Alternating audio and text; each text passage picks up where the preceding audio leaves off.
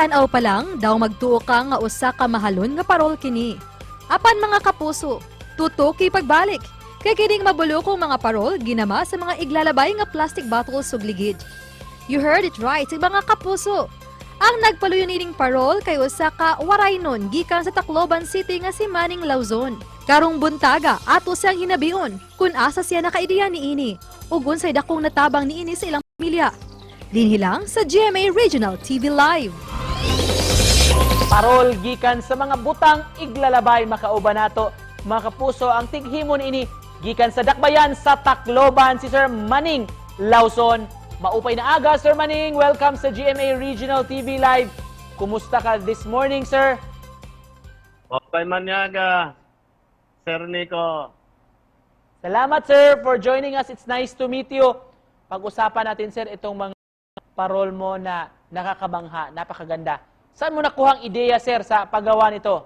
Nagkaroon ng contest sa Pasko. Ang sa amin ng barangay chairman, mga recycled daw material ang gamitin.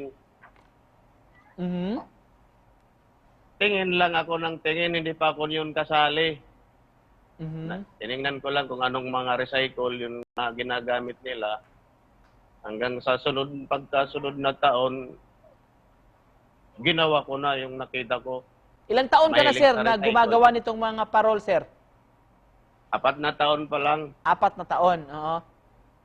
Tapos ito talaga yung mga materials na gamit mo, sir, yung mga lumang gulong. Oo, yung mga tinanggal dito, yung mga iniwan na nasa tricycle. Kaya may vulcanizing man ako ng motor. So far, sir, paano ito nakatulong sa inyong pamilya? Lalo na ngayong panahon sa Kapaskuhan, sir. Okay naman, nakakaayos ako paunti-unti ng bahay ko. Pang araw-araw na kailangan sa bahay. Sir Manning, sabi mo, Nakakaayos. mga 4 years ka na gumagawa nitong mga parol, sir. Kung ikukumpara before, nung wala pang pandemya, sir, kumusta ang kita noon sa mga parol at ngayon? Mas magandang walang pandemya. Kaya nagkaroon ng pandemya, wala. Ay sabi ng iba, titingin tayo sa parol, tapos yung pandemya, di natin alam kung saan nandyan na sa tabi mo. Mga ilang oras aabutin nyo, sir, sa paggawa ng isa nitong giant parol? Isang araw yan. Isang araw? Hindi pa yan kasama maglagay ng series. Naabutan pa ko yan ng alas 10 ng gabi. Yung giant na, ito man, papakita ko sa iyo. Sige, sir, oo. May bit-bit ka dyan? Oh, mayroon ito, pinailaw ko. Oh. Ganito. Ayan o. Wow. Yan yung giant mo, sir. Na ano? Yeah, oo, yan. Sir, magkano price range itong mga produkto nyo, sir? Tulad nung pinakita mo sa amin na umiilaw. Ano yung binta ko niyan, 1.5 dito sa amin. 1.5. As early as anong buwan kayo gumagawa, sir? Nagsa-start kayo ng paggawa ng mga parol? Pagdating ng bear months, Bear months. September, yun. Oh, yun. Yan, di ba yun ang umpisa ng bear month, September. So may mga... Diyan ako nag-umpisa paggawa. Sir, mensahe mo, sir. Anong gusto mong sabihin sa ating mga kapuso na nanonood sa atin ngayon dito sa amin sa Central Visayas at of course dyan sa Eastern Visayas?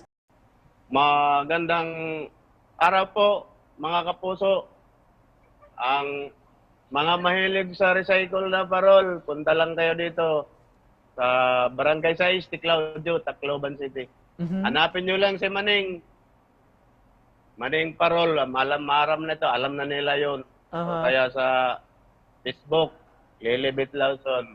Maraming salamat, sir, for joining us this morning at naway maraming mag-oras ng iyong kakaibang mga parol dyan sa Tacloban City. Mga kapuso, manindahay og muga maay gid siya og manindot kay mga parol. Manning Lauzon. Salamat, Sir Manning.